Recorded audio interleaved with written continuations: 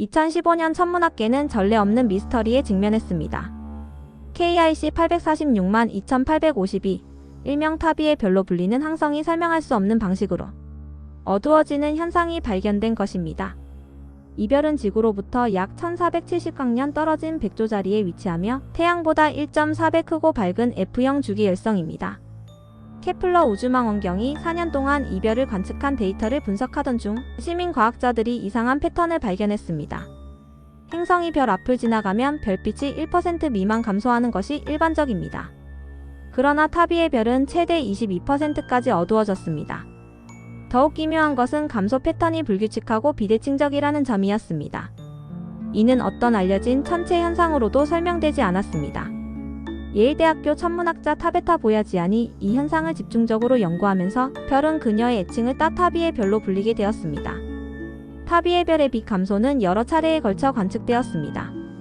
2011년 약 15%의 감소가 있었고 2013년에는 22%까지 어두워졌습니다. 각 감소 사건은 며칠에서 몇 주 동안 지속되었으며 그 패턴은 매번 달랐습니다. 일반적인 행성 통과는 매우 규칙적입니다.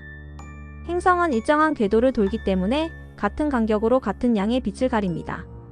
또한 행성은 구형이므로 빛 감소 곡선이 대칭적입니다. 그러나 타비의 별의 경우 이 모든 규칙이 깨졌습니다.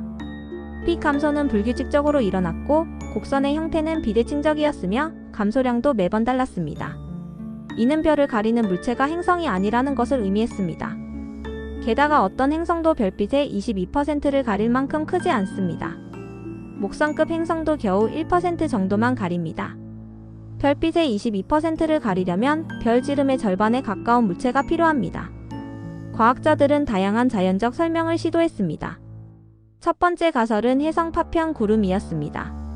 거대한 해성이 별에 너무 가까이 접근해 파괴되었고 그 파편들이 별 주위를 돌면서 빛을 가린다는 것입니다.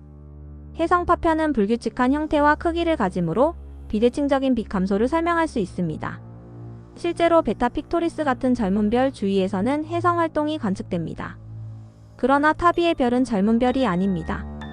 나이가 수십억 년 된 성숙한 별이며 이런 별 주위에 그렇게 많은 해성 파편이 있을 가능성은 낮습니다. 또한 해성 파편 구름은 적외선을 방출해야 하는데 스피처 우주망원경 관측 결과 타비의 별 주위에서 예상되는 적외선 과잉이 발견되지 않았습니다. 이는 먼지 구름 가설의 치명적인 약점이었습니다. 두 번째 가설은 불균등한 먼지 고리였습니다. 별 주위의 원시 행성계 원반이 덩어리져 불규칙하게 빛을 가린다는 것입니다. 그러나 타비의 별은 원시 행성계 원반을 가질 만큼 젊지 않습니다. 원반은 보통 별이 형성된 후 수백만 년 안에 사라지거나 행성으로 뭉쳐집니다. 세 번째 가설은 별의 내부 활동이었습니다. 별 표면의 흑점이나 항성 활동이 밝기 변화를 일으킬 수 있습니다. 그러나 흑점은 보통 1% 미만의 변화만 일으키며 타비의 별에서 관측된 22% 감소를 설명할 수 없습니다. 또한 흑점은 별의 자전 주기와 연동되어 규칙적으로 나타나는데 타비의 별의 변화는 불규칙했습니다. 네 번째 가설은 동반성과의 충돌이었습니다. 두 별이 충돌하거나 행성을 파괴하면서 엄청난 양의 먼지가 생성되었다는 것입니다. 그러나 이런 사건은 일회성이며 지속적인 변화를 설명하기 어렵습니다. 자연적 설명들이 설득력을 잇자 펜실베이니아 주립대학교의 제이슨 라이트 교수는 대담한 가설을 제시했습니다. 외계 문명이 건설한 거대 구조물일 가능성입니다. 충분히 발달한 문명은 별의 에너지를 최대한 활용하기 위해 별 주위에 거대한 태양광 패널이나 거주 구조물을 건설할 수 있습니다. 이를 다이슨 스피어 또는 다이슨 스웜이라고 부릅니다. 물리학자 프리먼 다이슨이 1960년 제안한 개념으로 기술적으로 고도로 발달한 문명이 도달할 수 있는 단계입니다. 완전한 구형태의 다이슨 스피어는 공학적으로 불가능하지만 수많은 태양광 수집 위성으로 이루어진 다이슨 스웜은 가능합니다. 만약 타비의 별 주위에 이런 거대 구조물이 건설 중이라면 불규칙하고 비대칭적인 빛 감소를 설명할 수 있습니다. 건설이 진행되면서 구조물의 배치가 계속 변하기 때문입니다.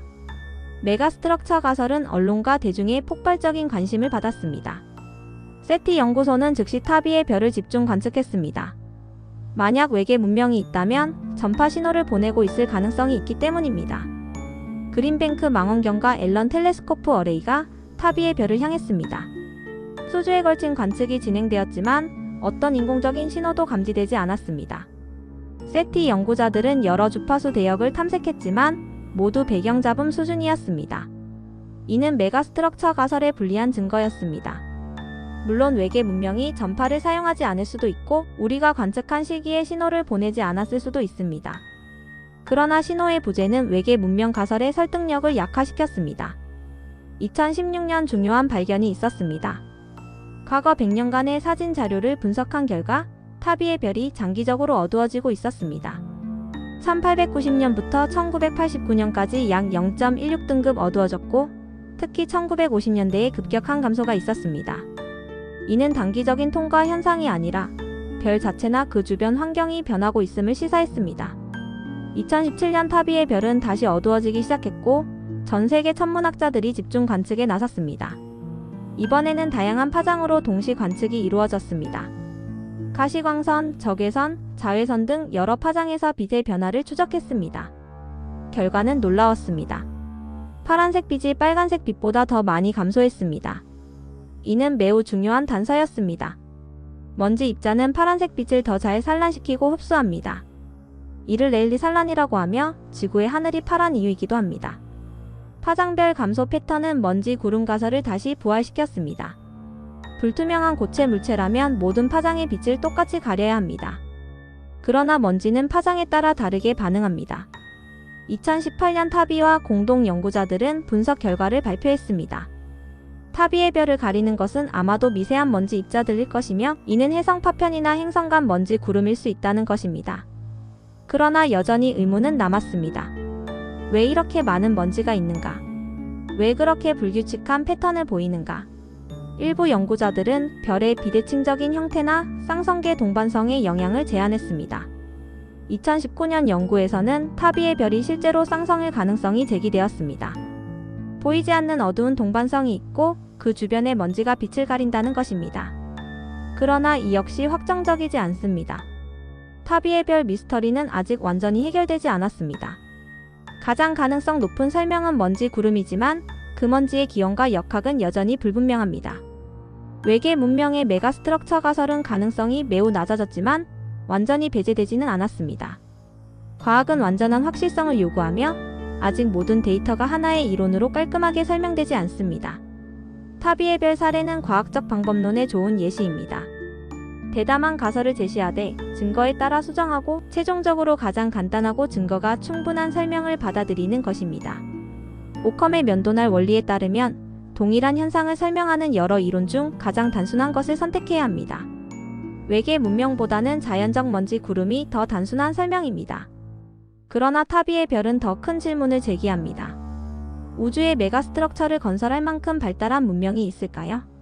만약 있다면 우리는 어떻게 그것을 찾을 수 있을까요? 천문학자들은 이제 타비의 별과 유사한 현상을 보이는 다른 별들을 찾고 있습니다. 실제로 몇몇 후보가 발견되었습니다. WD-1145017이라는 백색 외성은 더 극단적인 빛 감소를 보이며 이는 행성이 조성력에 의해 파괴되면서 생긴 파편으로 설명됩니다. EPIC 2,427,8916이라는 별도 타비의 별과 유사한 패턴을 보였지만 역시 자연적 원인으로 설명되고 있습니다. 타비의 별처럼 완전히 설명되지 않는 별은 드뭅니다. 이는 그만큼 특이한 현상이거나 우리가 아직 이해하지 못하는 새로운 천체물리학적 과정이 있을 수 있음을 의미합니다. 외계 문명의 거대 구조물을 찾는 노력은 계속되고 있습니다. 제임스 웹 우주망원경과 차세대 지상망원경들은 더 정밀한 관측을 가능하게 할 것입니다. 만약 정말로 다이슨 스웜이 있다면 그것은 별빛을 흡수하고 적외선으로 재방출할 것입니다.